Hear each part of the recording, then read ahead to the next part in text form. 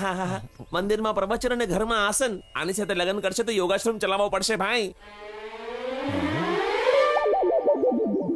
ये बाबा का योगा. ચૂપ ચૂપ. જો આપણે રોજ યોગા કરીશું તો બધી જ બીમારીઓથી દૂર રહી શકીએ છીએ. અમેઝિંગ. દીકરીને પુણ્યનું ને માને યોગાનું પાગલપન છે. જો તું આનાથી લગ્ન કરીશ તો તું પણ ગાંડો થઈ જાય. હું તો ગાંડો બનવા માટે તૈયાર છું. મમ્મી મમ્મી હા, મમ્મી આ મારો બોલ લઈને મને જ મારી રહ્યો છે. ચંદુ તોફાન નહીં કર, સારી રીતે રમ. આ બોલ મારો છે. એ ઉભો રે. અરે કુંવારી સમજીને બે બાળકોની માની હાર પ્રેમમાં પડ્યો. તમારી દીકરી લગ્ન વિના જ આટલા બચ્ચાની માં બની ગઈ. આ કેટલી સૌભાગ્યશાળી છે. આ તો એનું નસીબ છે. વગર પરણે આટલા છોકરાઓની માં બની ગયા નસીબવાન કે છે પ્રેને. આટલા બધા અનાથ બાળકોને તે આશરો આપ્યો. ખરેખર તને સારો પતિ મળશે. અનાથ બાળકો, આપણે તો નકામું ટેન્શન લઈ રહ્યા હતા. આ તો સાચે જ પુણ્યવતી છે. વાહ વાહ, શું આસન છે, કેટલું સહેલું છે. અરે તમે લોકો અહીંયા અમારા ચક્કરમાં એવું છે ને કે અમે ના સમજ લોકો યોગા શીખીને યોગી બનવા માંગીએ છીએ. ગુડ. ત્યાં બેસીને પદ્માસન કરો. ઠીક છે, શું અમે તમે બેસી પદ્માને પણ બોલાવશો? શું કામ? પદ્મા સાથે આસન કરવા માટે, બીજું શું? પદ્માસનનો અર્થ પદ્મા સાથે કરવું નથી થતું. આની જેમ કરવાનું. આ નાના છોકરાઓનું આસન અમે શું કામ કરશું? અમે તો મોટા મોટા આસન કરીશું. હા, એકદમ બરાબર છે. આ આસન આપણા લાયક છે. અરે નાલાયક, આ શું કરે છે? મારા રોયા શું કરે છે? અરે આ આસન નથી કે? આસન તો છે પણ કોઈ આવી રીતે કરે કે? અરે શું ભાઈ તો? ભાઈ હા કોઈ આસન હોય તો બતાવો હા ને. તો સાંભળો ને, હા.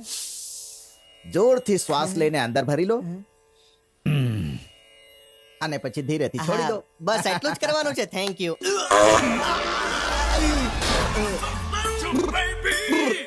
બચી ગયો. અરે આસન શીખવાડવા માટે કહ્યું હતું, બોમ્બથી ઉડાડવા માટે નહીં. સાયલેન્સ. આ તો એક પવનની ક્રિયા છે. સૂંઘતા જાઓ. બેસો. પદ્માસન કરવા માટે આ પગને આમ રાખો અને બીજા પગને આ રીતે. હાથોને આમ રાખવાના છે. હા. આને કહેવાય પદ્માસન. આ રીતે બેસ્યા બાદ આંખો બંધ કરીને આરામથી શ્વાસ લેવાનો છે અને છોડવાનો છે.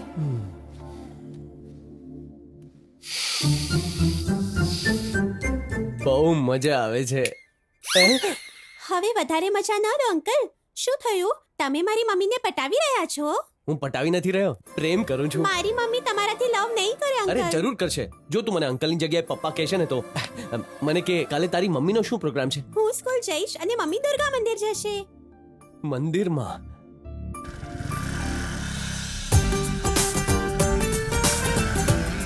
હેલો. હા. યા આ કોણ છે? Road yeah, yeah, yeah. વચ્ચોવચ.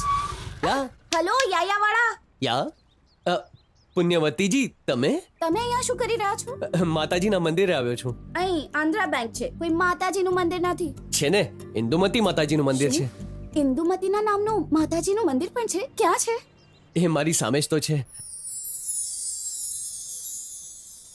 I love you. પુણ્ય પુણ્ય કરતી રહું છું તો તમે મને પાગલ નહીં સમજતા. મારી પાછળ ફરીને તમે તમારો ટાઈમ વેસ્ટ કરો છો.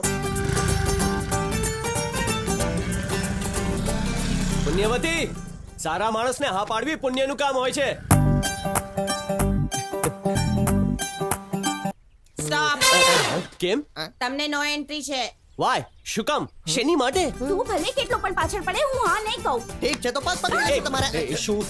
કુવામાં પડી જશે ને તોય પ્રેમ નહીં કરું. મારી આગળ પાછળ ફરવા કરતા ક્યાંક મંદિરમાં જઈને બેસ. કઈ નહીં તો પુણ્ય તો કમાય. અને આનું પુણ્ય? શાંત. નહીં જી, હું તારી સાથે ફેરા ફરવા માંગુ છું. એક વાર પોલીસ કમ્પ્લેન્ટ કરીશ ને તો કોર્ટ કચેરીના ચક્કર લગાવતો રહીશ. એ જાડિયા અહીંયા ને પોતાનાની કોઈ ફરિયાદ કરે? હા, કોણ પોતાના? હું તારી લવર છું કે તારી પત્ની છું? આ મમ્મી મમ્મી વચમાં કોણ આવી ગયું?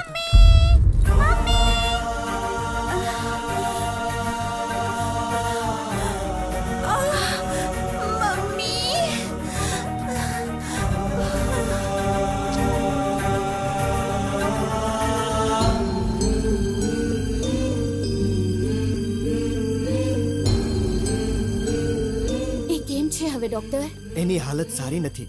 બાળકીના હાર્ટમાં એક નાનકડું કાણું છે ને ઓપરેશન કરવું જરૂરી છે. ઓપરેશન? ખર્ચો કેટલો થશે ડોક્ટર?